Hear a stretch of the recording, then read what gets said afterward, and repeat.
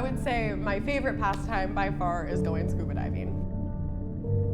It never ever occurred to me that sharks were scary, and it was always just an excitement, and it wasn't until people started kind of pointing out to me like, what, you're crazy for swimming with sharks.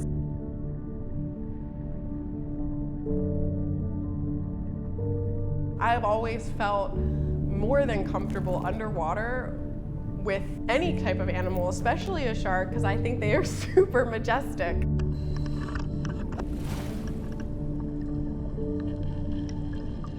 I guess there is a little bit of an adrenaline rush from it, but I really do feel very at peace with it.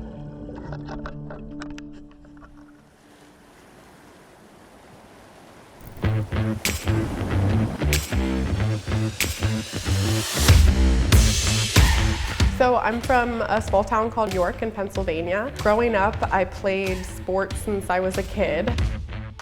I started soccer when I was about 4 years old, and soccer became a huge part of my life, to the point that I took it to college, and I played 1.5 to 2 years in a semi-professional league.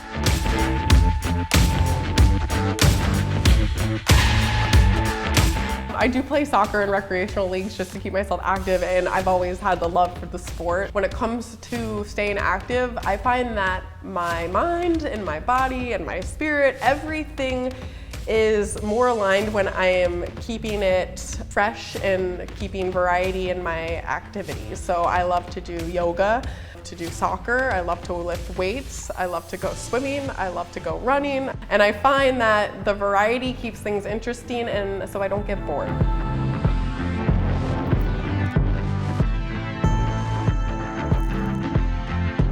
Movement variation I find to be very important just for total functionality. You're never thinking about the position of your body, and it's always variable, so why not live your life with variety? I think there's a lot of value in just switching it up and doing different activities.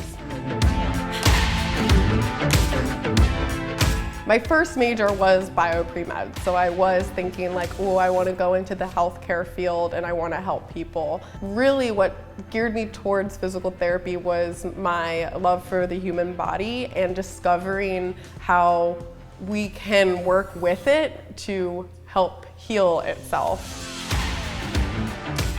The clients I'll see are anywhere from high school athletes, youth athletes, college athletes, geriatrics, middle-aged weekend warriors. My philosophy is to get them to believe that first and foremost that they can get better. Sometimes there's a really big psychological barrier to all of these injuries. Second is to keep active. I joke with all of my patients with the motto, motion is the lotion. So that's one of my biggest things, is just keep moving.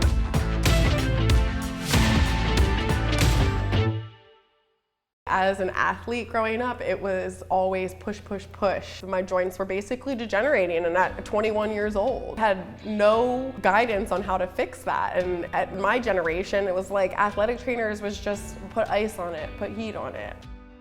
So it wasn't until I got into physical therapy that I started respecting the recovery part. How can you respect it is you making time for it. And I do believe supplementing for your body is a big part of it. Just in physical therapy, as somebody comes in with a joint issue, I try as hard as I can from the outside with my hands and manual therapy to manipulate the inside. My hands can only ever affect the outside. So things like collagen synthesis that are supplementing for our joint health, our cartilage, ligaments, tendons, they need that to help rebuild and stay strong.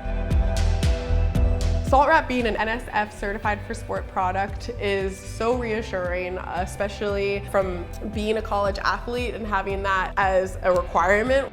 However, from not an athlete, it's very reassuring that you're not ingesting anything that's harmful, any extra additives that are unnecessary. So the collagen that is used in the SaltWrap products are very reassuring because it's targeting what we want, which is to build stronger joints and to heal joints.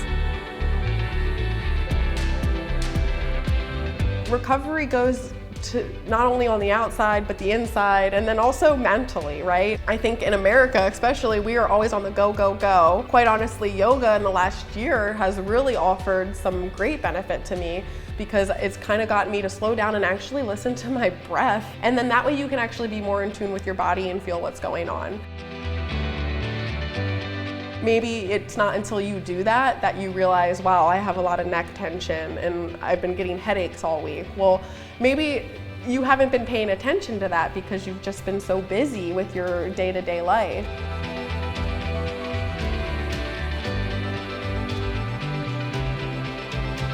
Just as much as it is to get out there and be active and be moving and stay mobile, I think it's just as important for you to slow down. I think slowing down and paying attention to your body and how you're feeling and taking the time to drink water, eat healthy is a really big part of recovering.